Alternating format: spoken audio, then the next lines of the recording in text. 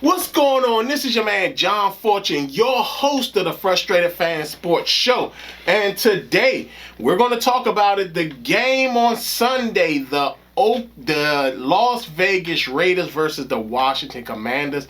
In a game that there may not be a Jaden Daniels. They're still trying to figure out what's going on with him. I didn't want to come out and report that he was injured per se, or that he might not play the game. I wanted to wait until today, which is the Wednesday's injury report, to see what they actually say. So far, there still isn't enough details to know if he's going to play or not. They had the press conference where Marcus Mariota came out and spoke. But again, we don't know what's going to happen. I know last year they did the same thing in the Chicago game, and Jaden ended up playing in that game. So with that, we're talking about it's a tale of two games. If Jaden doesn't play, we might lose the game. If Jaden does play, we might win the game. That doesn't mean that Marcus Mariota wouldn't put in a fantastic effort, because we saw what he did against Carolina.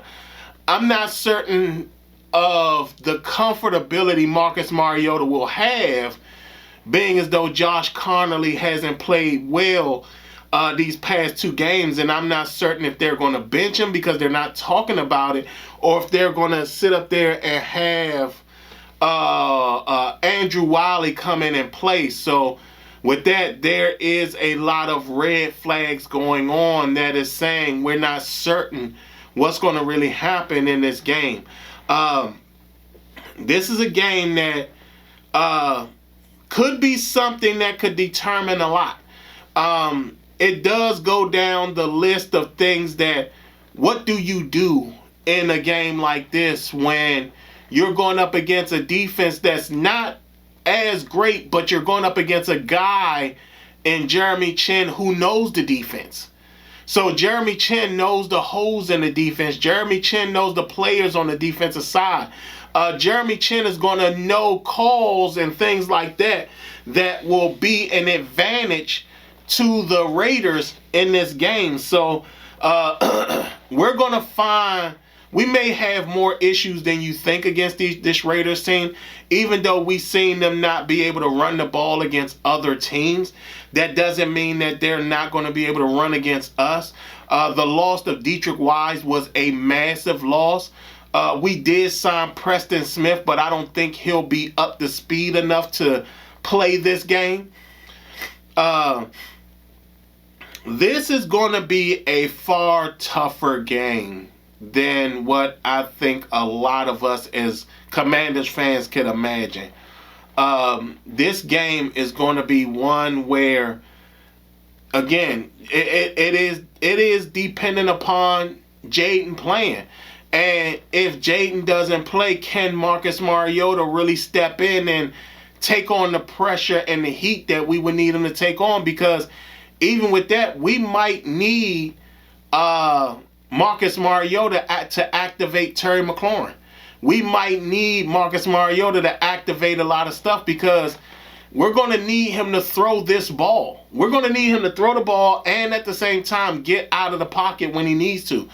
We also know that Marcus Mariota has had injuries and things like that, and he's known to get injured, but we'll see. We'll see what happens in this game. It's not a game that is going to be an easy game to contend with. It's not going to be an easy game to really determine what can happen. I am more concerned about our running game than before, because we didn't run the ball in the last game, and I said that I felt like they just completely committed to not running the ball, which was very odd to me. But again, that's one of those situations where, yeah, we can see a case in which the running game on our end may not be as effective as we want it to be. We'll see in this upcoming thing. And towards the end of this video, I actually have some guys that I think Washington should really look into, especially if they're not injured or something like that, to bring onto the team, at least for 1-year deals or make a trade and things like that. Because right now, I don't think that we're in the best state as a team to actually go out there and win games consistently like we should be, especially when you see that Jaden is really under duress in this offense right now. I mean, running the ball would have gave Josh Connolly more confidence when it came down to it. And the fact that we're not able to run the ball as well as we could be, that's problematic. That is very problematic. And we have to find a way to step up. On the opposite side, when you think about the Raiders, a guy that I have been talking about on my channel for a while during my draft series, Dante Thornton Jr. He's their third wide receiver. 6'5", 4.43 speed. The guy has elite level speed when it comes down to it. He can catch, he can play. My fear is that if they don't find the right person to put on him, Washington can end up having a long day against a rookie wide receiver whose high level in speed could really become a danger to us. In the games, we have seen him play outside. We've seen him thrown in the slot. So it's not like Dante Thornton can't be one of those guys that they can move around the field and impact the game in a way that's just dangerous. And again, the Raiders could do the exact same thing like they did, like the Packers did, where they just have Marshawn Lattimore just running back and forth, back and forth. I don't think that Marshawn Lattimore should be on Dante Thornton, because I just think that Dante Thornton's speed might be a little much for Marshawn Lattimore. And so you're going to have to go with Sandra Steele, who's shorter, and has to be concerned with a guy like Thornton out jumping him, or when you think about Trey Amos, can Trey Amos stick to him one-on-one and compete and constantly compete against a guy like that? So that's going to be something big. Jacoby Myers is another dangerous one. So, and then we got to deal with Brock Bowers. We were terrible against Tucker Kraft. Now we go against Brock Bowers, who's one of the best tight ends in the league. What can we do? Like, the tackling has to be there. Like, we got to make sure that the tackling is there on this team, because if by chance Brock Bowers is known to go the distance when it comes to catching the ball and going and having yak yardage. So we can't play around with a guy like this. The tackling has to be absolutely on point. That means I don't want to see guys like try to make the big hit and wrap the guy up. Make sure that you make a surefire tackle. Don't sit up there and just be trying to blow somebody up. That goes for Frankie Louvu, and that goes for Chris Harris, because both of them have been very, very, very egregious when it comes to not tackling properly. And like I said, I know people don't want to criticize him, but Frankie Louvu, he needs to step it up in his tackling game, because there's been several times where he's missed tackles that he should have made. So that's going to be a big deal for us. This is not a cookie cutter game for us. It's a cookie cutter game for someone else, but it's not a cookie cutter game for us. And if Jaden isn't playing, it's really not going to be a cookie cutter game for us. Geno Smith is known to get hot. And the one thing you don't want to deal with is a hot Geno Smith. And Geno can sit up there and throw bombs like it's nothing. He can easily sit up there and make your team feel like they didn't even come in prepared for this. Ashton Genty, again, not doing so well. He's not great at pass blocking, but for anybody who saw him in Boise State, you would have known that. He wasn't a supreme pass protection guy. So that's something that I'm not quite surprised about. But again, he's a guy that can find holes. I mean, even though he was shut down in the game previously, there was a lot of times where if he could have got out of one tackle, or if he could have got out of something, because his vision is crazy, if he could have got out of something, he could have broke it for a long touchdown. And we can't have that. We can't have this guy weaving his way through the defense and break one for a long touchdown. We can't have that. Like I said, the Raiders do have two dangerous rookies and a dangerous second-year player. Brock Bowers, Dante Thornton, and Ashton Genty can be very dangerous for us. We will see if our defensive line can go up against this Raiders offensive line, which isn't the greatest line. It's just not. It's not one of the greater lines. I do think that we can actually do some very strong damage in this game. I do feel that there's an opportunity for Washington to really make an impact, but it will be dependent upon Jaden. Like I said, I don't want to sit up here and make it like Marcus Mariota isn't a quarterback that hasn't stepped in for us before and won a game, but again, we're talking about Marcus Mariota might come out a little rusty because he wasn't playing any of the preseason games. And remember, at that point, he was kind of like getting over his own injury during the all season. So I'm not certain how adequate of a quarterback he's going to be when it comes down to it. It's going to be something that's very difficult when you see these two teams go up against each other. So with that being said,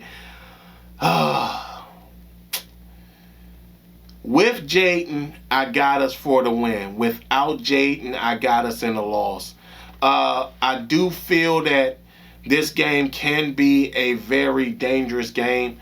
For the win, I got us 28-14. For the loss, I got us 32-20. Because it could get very bad for us. So, like I said, y'all tell me what y'all think. I know that wasn't right for me to pick to choose to toss it up based on Jaden Daniels playing, but it's one of those games. It's definitely a toss-up game because, like I said, Mariota could come out rusty and it'll be a big thing. So, y'all tell me what y'all think. Now, I'm going to say this because I want to bring this up.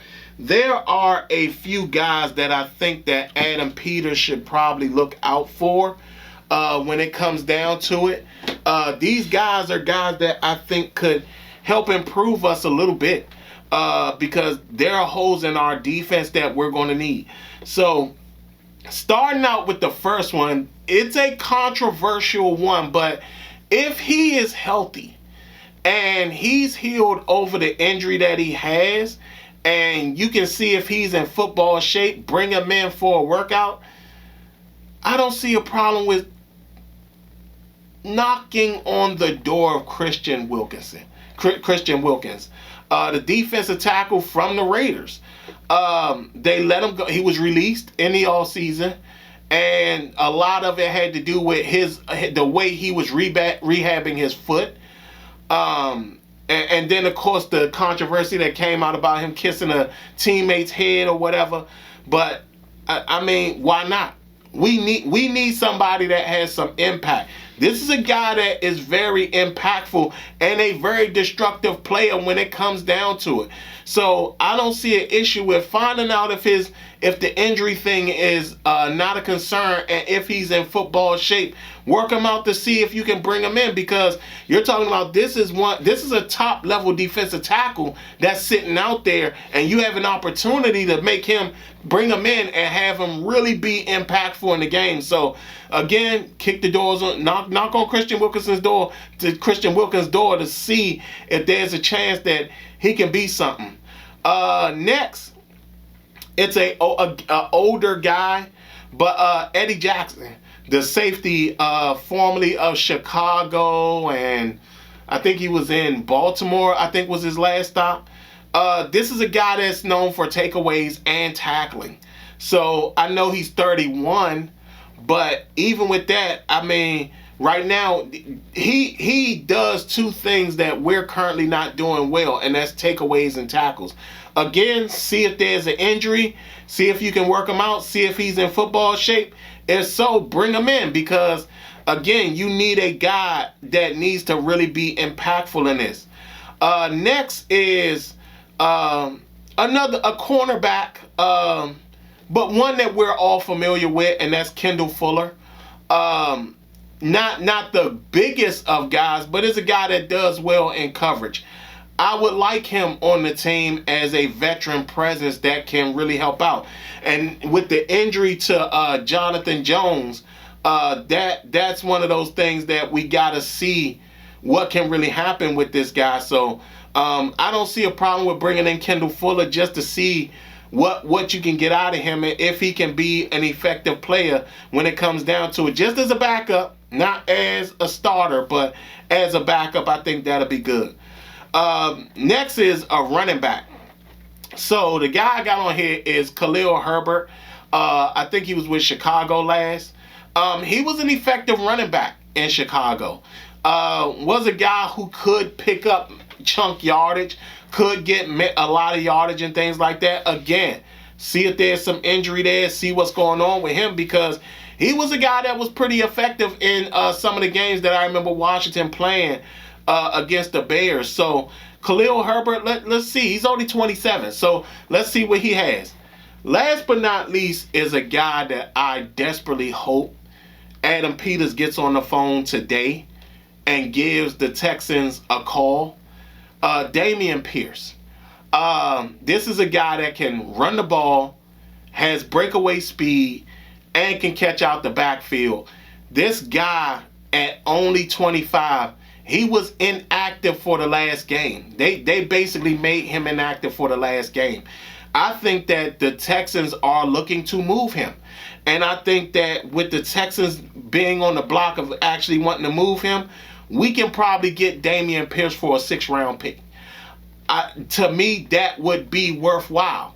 And if you really want to do something about it, I mean, like I said, Dameon Pierce, to me, it's not that long ago that he was like almost 1,000-yard rusher. Not only that, you're talking about in receptions, he did good in receptions and receiving yardage. So again, he's nice in pass protection, not awesome, but nice enough to get Jaden Daniels comfortable. Not only that, he would be an amazing outlet for Jaden Daniels should Jaden get into any type of problem or anything like that. So I feel that Adam Peters needs to be on the phone as soon as possible to get Dameon Pierce out of Houston so we can actually have what would be a starting running back. And I understand that a lot of people be like, well, what about Bill? Dameon Pierce is a guy. He's one of those type of guys that could really be 1,000-yard rusher in your system. So for me, go out there, give the Texans a call. I would suggest not going further than the 4th-round pick. I wouldn't be mine, but try to get it around. Try to see if you can get him out of Houston with a 6th-round pick. Like I said, at this point, they're just marking him inactive. So with that, y'all tell me what y'all think. How do y'all feel about this upcoming game? Do y'all feel it's a toss-up game based on Jaden Daniels playing or not playing? How do y'all feel about some of my acquisitions that I feel Washington should take advantage of and see if they can get? Y'all tell me what y'all think. Other than that, this has been your man John Fortune, and this has been the Frustrated Fan Sports Show.